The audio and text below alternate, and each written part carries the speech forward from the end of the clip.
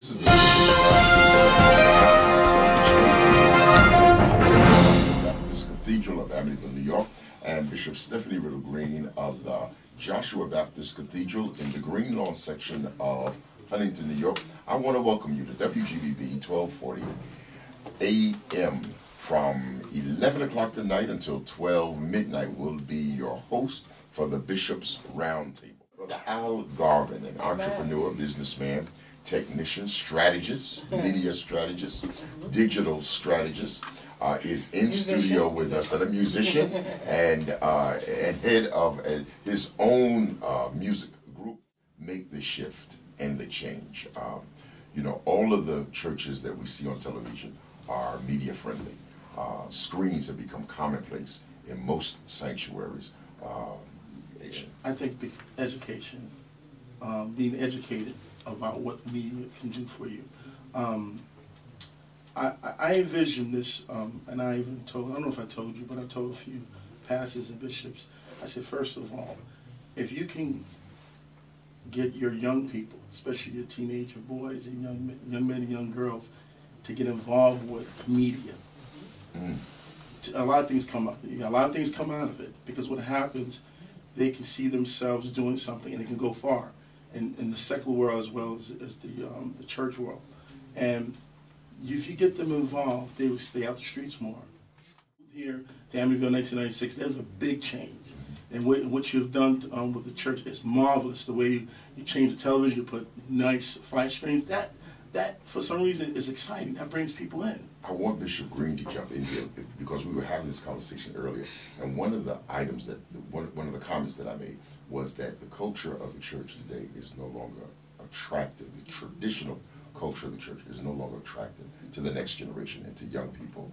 And I contend and argue that the attention span of people.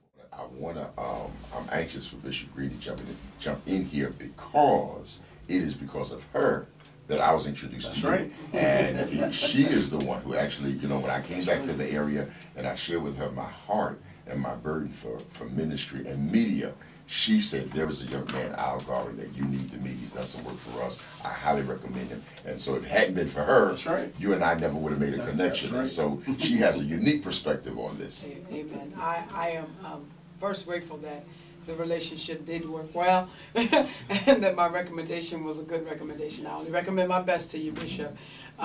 My question is, and I hear exactly what you're saying, but there was a day in the time, board, how do we bridge the gap? You have a pastor that has a vision and that sees audio and video as a way of the future, as a cultural shift in the church, and wants to grab hold of it, embrace it.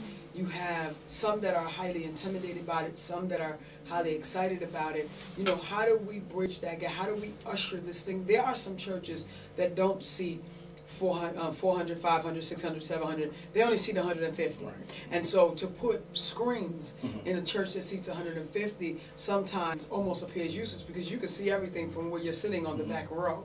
And so how do we actually usher this into even some of our smaller churches? Because I'm persuaded that you can be a small church with a mega ministry mind. Yes. And so how do we usher these things in? Well, first of all, something that you told me when when you was on public access, that you got calls from people who was watching. Because at one point you was getting discouraged. I will never forget this. And all of a sudden people call. I still get calls. You still? Oh, yeah. That's good. So what happens is that alone should show the people that it's a need for it.